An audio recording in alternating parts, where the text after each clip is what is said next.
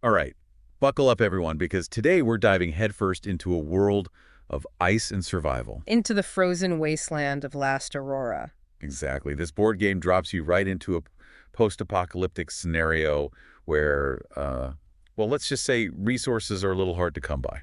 You could say that, yeah. So picture this. The last war has ravaged the planet, plunged it into a deep freeze, and blanketed everything in radioactive dust. And the only glimmer of hope is the Aurora, this massive icebreaker ship promising escape from this frozen nightmare. But getting there, oh, that's where the real fun begins. It's not a walk in the park, that's for sure. Not at all.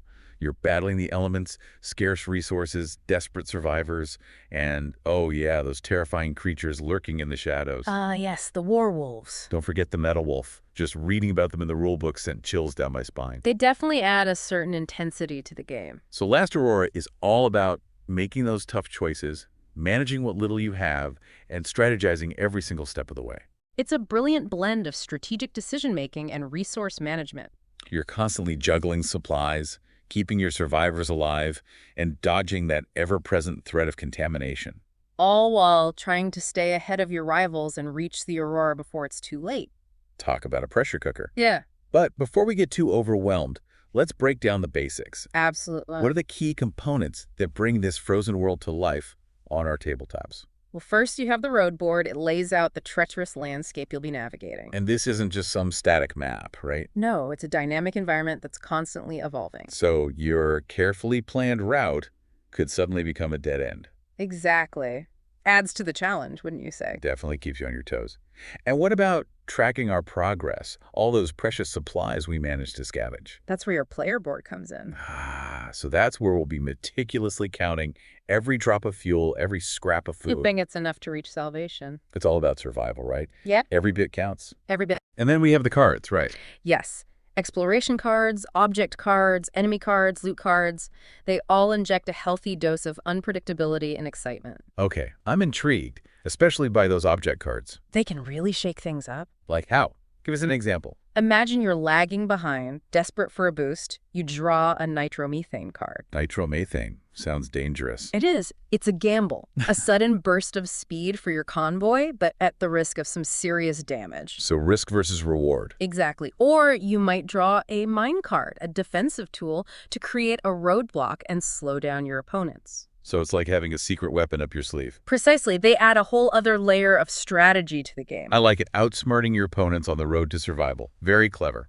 And of course, you have the tokens. Right, the tokens. Representing fuel, ammunition, survivors, the challenges they face, the lifeblood of the game. They bring everything to life, visually. They do. Okay, so we have our boards, cards, and tokens, the tools of survival in this frozen wasteland. That's right.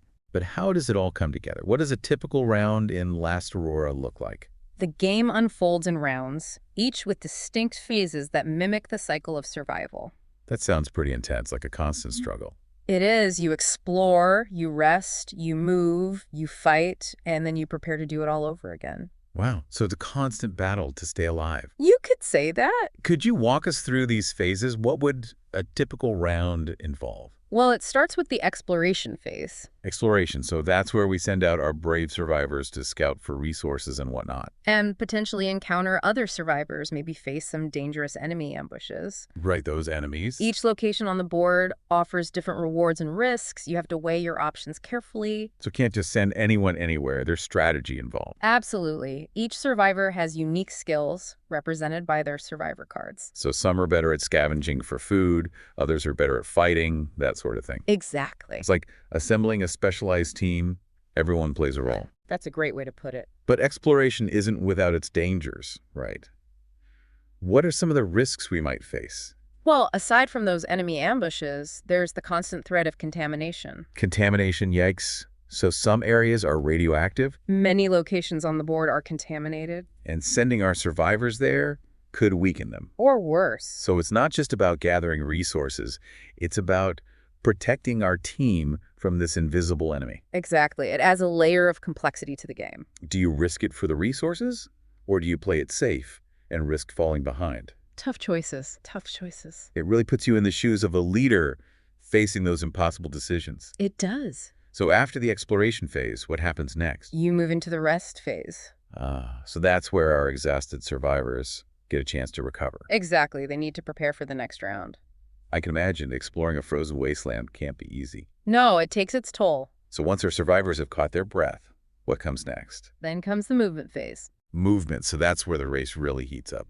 You could say that. You use your fuel to move your convoy along the road, trying to close the distance between you and the Aurora. Okay, so every bit of fuel counts. Every bit and every decision has consequences. So it's not just about moving forward, it's about choosing the most efficient path and managing our fuel carefully. Precisely. Do you go for a large, slow-moving convoy that can carry more supplies? Or a smaller, faster group that might run out of resources before reaching the Aurora. Yes, a classic dilemma. Speed versus safety, a tough call. And then there are the shortcuts. Shortcuts, so there's a risk involved. Of course, faster routes often come with added dangers. Like what? You could encounter more enemy ambushes or run into heavily contaminated zones. So even the path to survival isn't straightforward. There are always trade-offs to consider. Always. This is getting intense. Okay, so we've explored, we've rested, we've moved. What happens next? You enter the fire weapons phase. Now things are getting interesting. This is where we defend our convoy. If you've encountered any enemies during exploration, this is where the confrontation takes place. Okay, so it's time to show those wasteland creatures who's boss. How does combat work in Last Aurora? You use your convoy's weapons, each with its own rating, to attack the enemies. So the better the weapon, the better our chances. In theory, yes. But you also draw outcome cards to determine the results of your attacks. So there's an element of chance involved? Always. You could hit your target, your weapon could jam, you could even miss completely. Wow, that adds a whole other level of tension to the game. It does. Every encounter is a gamble. I can imagine, but I'm guessing defeating an enemy has its rewards? Of course, you might claim valuable loot from their remains. Loot? What kind of loot? Extra resources, special abilities that enhance your convoy, all sorts of things. So there's a real incentive to take on those enemies, not just to protect ourselves, but to potentially gain an advantage in the race. Exactly. It's all about survival of the fittest. Okay, so after the dust settles from combat, what happens? We move into the end of round phase. And what happens during this final phase? The Aurora moves closer, the window of opportunity shrinks, and the pressure mounts. It's like the game is constantly reminding you that time is running out. It is. The board is reset, and you prepare for the next round of challenges, knowing that every moment counts. Wow, I'm starting to feel that sense of urgency just talking about it. But before we get too caught up in the mechanics, let's talk about the ultimate goal. Right. How do you actually win Last Aurora? It's not just about surviving, it's about thriving. Okay, I like that. So how do we measure this thriving? The primary measure of success is fame points. Fame points, the more the merrier, I assume. Exactly. The player with the most fame points at the end wins the game. Fame points, I like the sound of that. Yeah. But how do we earn these coveted points? There are several ways. Reaching the Aurora is the most obvious one. So the closer you are to the ship when the game ends, the more points you get. Precisely. Your final position relative to the other convoys also matters. So it's not just about surviving, it's about outmaneuvering your opponents in this desperate race. Exactly. Okay, so reaching the Aurora is one way to earn fame points. What else can we do? Keeping your survivors uncontaminated is crucial. So every healthy survivor at the end of the game earns us points. Exactly. It emphasizes the importance of protecting your team from that persistent threat. It's like a reward for responsible leadership. You could say that. Okay, so reaching the Aurora, keeping our survivors healthy. Any other ways to rack up those fame points? There are bonuses you can get from object cards, loot you've acquired, and even the special abilities of some survivors. So there are multiple paths to victory. Absolutely. Do you focus on speed and reaching the Aurora quickly? Or do you play the long game, building a resilient convoy and gathering resources and fame points along the way? The choice is yours. That's the beauty of Last Aurora. It sounds like there's a lot of depth and replayability to this game. Every playthrough could be different. I'm starting to get a real sense of the strategic possibilities.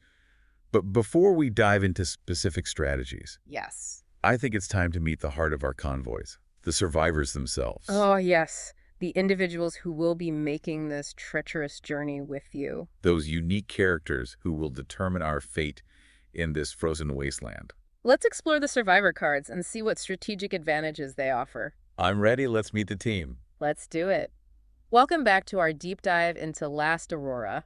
We left off talking about the survivors. The heart and soul of our convoys, the ones who'll be braving the frozen wasteland alongside us. Exactly, and in Last Aurora, your survivors aren't just generic pieces on the board. They're individuals, each with their own unique skills and backstories. Represented by their survivor cards, it adds a whole new dimension to the game. It's not just about managing resources, it's about leading a team. A team with strengths and weaknesses, personalities, it makes it more engaging. Definitely, and knowing how to leverage those skills is crucial for success, wouldn't you say? Absolutely. Take the leader, for instance. Never gets exhausted. Always ready to go. A real workhorse. Perfect match for the explorer who can choose any bonus action during exploration. So you pair those two together, and you've got a dynamic duo, constantly exploring and adapting to whatever challenges they face. Precisely. The possibilities are endless depending on your team composition. So many strategic combinations, it's like assembling a dream team for survival. That's a great way to think about it. Think about it like this. You want speed. Speed is always good in a race against time. The driver can give your truck a permanent speed boost. Nice, so they're our go-to for a quick getaway. And if you need an extra push, maybe you're lagging behind a bit. Happens to the best of us. The co-pilot can give you that burst of speed, especially when you need to close the gap quickly. So we have survivors who specialize in mobility, getting us to the Aurora faster. Exactly. And then you have survivors like the mechanic focused on sustainability. The mechanic, what do they bring to the table? Repairs, they can fix damage to your convoy. So they're saving us resources in the long run. Precisely, preventing those costly breakdowns. Smart. Always good to have someone who can keep things running smoothly. And then you have the bounty hunter. The bounty hunter, now that sounds intriguing. They're all about risk and reward. Okay, I'm listening. Their specialty is acquiring those valuable loot cards. So they're the ones venturing out, taking chances to find those game-changing items. They could bring back something amazing, but it might mean putting themselves in danger. So it's a gamble, but a potentially lucrative one. Exactly. High risk, high reward. It's almost like choosing a class in an RPG. Do you go for damage, healing, or support? You got it. And just like in those games, the best approach depends on your playstyle and the specific challenges you anticipate facing. So if we know we'll be encountering a lot of contaminated zones, The hermit, immune to contamination, would be a valuable asset. makes perfect sense, adapting your team to the environment. That's the key. And speaking of adapting, there's one aspect we haven't discussed yet. What's The exhausted zone. Ah, yes, the exhausted zone, essential part of managing your survivors. Can you remind us what it's all about? Well, after exploring, your survivors get tired, need to rest, they go to the exhausted zone on your player board. Right, and they can't do anything until they've recovered. Exactly. Can't explore, can't help with other tasks, they're out of commission. So managing the exhausted zone is crucial for keeping our team operating at peak efficiency. Absolutely. And that's where the medic comes in. Ah, the medic, they're the ones who can bring a survivor back from the exhausted zone, right? During the movement phase, yes. So they're like our emergency backup, getting someone back on their feet when we need them most. Exactly. It can be a real game changer, especially if you need a specific skill set for an upcoming exploration. Like if you desperately need someone who's good at scavenging for food. And your best scavenger is exhausted. The medic can save the day. That's right. They add a layer of flexibility to your strategy. I like it. It's all about adapting to the situation and having the right tools, or in this case, the right survivors for the job. Exactly. And speaking of having the right tools, the Jackal excels at resource management. The Jackal? Okay, tell me more. They can acquire any resource that's not already present in your convoy. Wow, so if we're running low on fuel or food? The Jackal can swoop in and replenish our stocks. A true lifesaver in a world where every resource counts. Couldn't have said it better myself. And we can't forget about those survivors whose abilities directly grant us fame points. Like the orphan. Right, the orphan, their bonus might seem small. But every point matters in this game. Especially when you're in a tight race. Exactly. Every advantage counts. So we have survivors focused on speed, resourcefulness, resilience, even combat. It's about finding the right combination for our playstyle. And for the challenges ahead. Because let's face it, this frozen wasteland isn't exactly a welcoming place. Not exactly. There are dangers lurking around every corner. We've talked about the enemies, those fearsome creatures that roam this desolate world.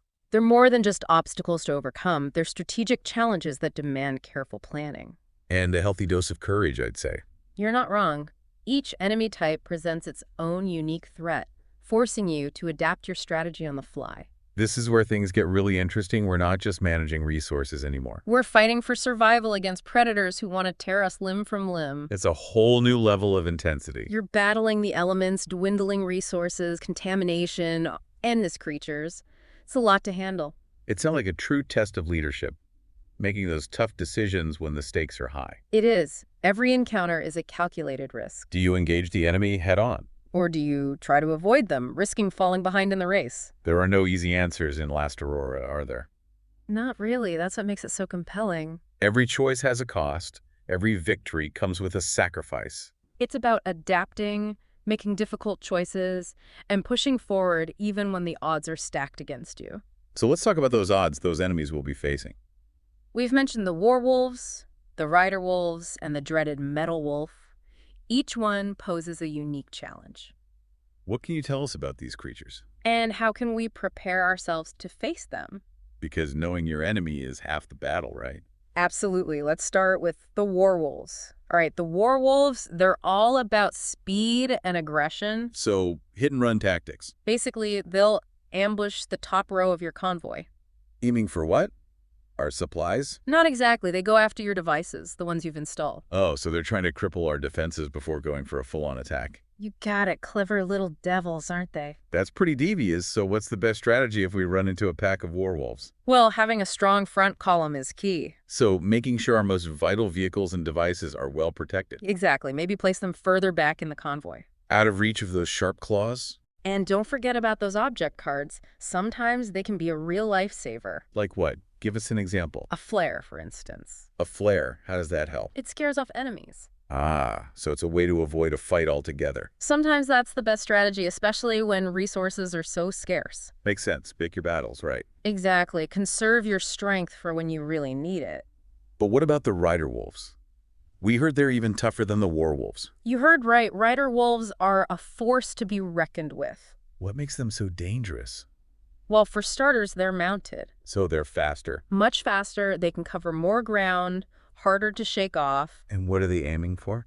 The bottom row of your convoy, your truck and trailers. Trying to slow us down. Exactly. Damage to your truck can really hinder your progress, limit your cargo space. So they're not just trying to hurt us, they're trying to cripple our whole operation. They're thinking long-term, those rider wolves. That's just cold-blooded. So what's your strategy? Well, if they're all about speed, then I guess we need to be faster. Sounds like a plan. A convoy with a high speed rating is less likely to be caught. This is where survivors, like the driver and co-pilot, come in handy. Their abilities can give you that much-needed edge to outrun those mounted predators. Sometimes the best way to win is to not fight at all. Outsmarting your opponent, using your strengths to your advantage. Exactly, but it sounds like there are some enemies we can't simply outrun. There are. What about the one you mentioned earlier, the final howl? The final howl. No, that's a tough one. What makes it so challenging? It's less about strategy and more about making a difficult choice. Okay, I'm intrigued. What kind of choice? When the final howl ambushes you, you have to decide. Between what? Expose one of your survivors to contamination. Oh no, that's terrible. Or you take 2 points of damage to the bottom row of your convoy. So either way, we're getting hit hard. There are no easy answers with the final howl. It really highlights the brutality of this world, doesn't it? It does. Sometimes survival means making impossible choices. There are no winners, just those who manage to survive a little longer. And those who don't. And sounds like the challenges keep coming. They do. You might also encounter the infamous duo, Rendell and Randall. Rendell and Randall. Those names sound familiar. They're trouble, that's for sure. What do they do? They give you another tough choice to make. Oh, great, another one. You sacrifice one of your precious resources. So they're after our supplies. Or they inflict 1 point of damage to the front column of your convoy. So they're hitting us where it hurts, our supplies, or our mobility. They're not messing around, that's for sure. It's like a constant balancing act, keeping our convoy intact while managing our dwindling resources. It is, and every decision has a ripple effect. You really have to think long-term. Short-term gains can lead to long-term consequences. It's all about finding that delicate balance. And speaking of tough opponents, we can't forget about the big one, the metal wolf. Ah, yes. Olmar, the metal wolf. The stuff of legends. He's a formidable foe. What makes him so terrifying? Well, his ambush is a double whammy. Double whammy. How so? He hits both the front column A and D, the top row of your convoy. Oh no, so he's targeting our mobility, A&D, our defenses at the same time. That's right. 1 point of damage each, but that can be enough to cripple your most vital vehicles. And disable those precious devices we rely on. A true nightmare scenario. It is. You need to be prepared when facing Ulmar. So what's the best approach? Make sure your convoy is well-balanced, defenses are strong. And our team. Having a diverse team of survivors, each with abilities that can counter Ulmar's attack, is essential. So teamwork is key here. Everyone needs to pull their weight. Absolutely. And even then, you might need a bit of luck on your side. It sounds like facing Ulmar is a true test of skill and strategy. But from what you've said, it sounds like there's an even bigger challenge out there. There is. Ulmar is powerful, but even he pales in comparison to the final boss of the Wasteland. The ultimate test of survival. The Immortal Wolf. The Immortal Wolf. Just the name sends shivers down my spine. He's shrouded in myth and legend. What can you tell us about this legendary creature? He's said to embody the very essence of this frozen hell.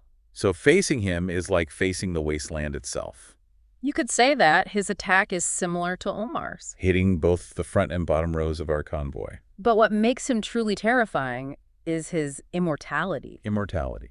So there's no defeating him. Not in the traditional sense, no. So what do we do? How do we survive an encounter with something that can't be killed? The Immortal Wolf represents that constant, inescapable threat that hangs over your journey. It's like that saying, winter is coming no matter how well you prepare. You know the threat will always be there. Exactly, lurking just beyond the horizon. So Last Aurora isn't about conquering the wasteland, it's about enduring it. It's about learning to adapt, to make those impossible choices, and to keep moving forward even when hope seems lost. It sounds like a truly immersive experience. All those mechanics, the strategic choices, the thrilling encounters, and that constant sense of dread. It all comes together to create a world that feels real. A world where survival is a constant struggle. This has been an incredible journey, exploring the frozen wasteland, facing its dangers, and delving into the strategic intricacies of Last Aurora. We've covered a lot of ground. From resource management and convoy building to the unique abilities of survivors and the terrifying power of the creatures that roam this desolate world. But ultimately, it's up to you, the listener, to decide your own fate in this frozen hell. As you embark on your journey to reach the Aurora, remember that every decision has a consequence. Choose your survivors wisely, manage your resources carefully, and never underestimate the power of hope. And most importantly, embrace the challenge. It's in the face of adversity that we discover our true strength, the true meaning of survival.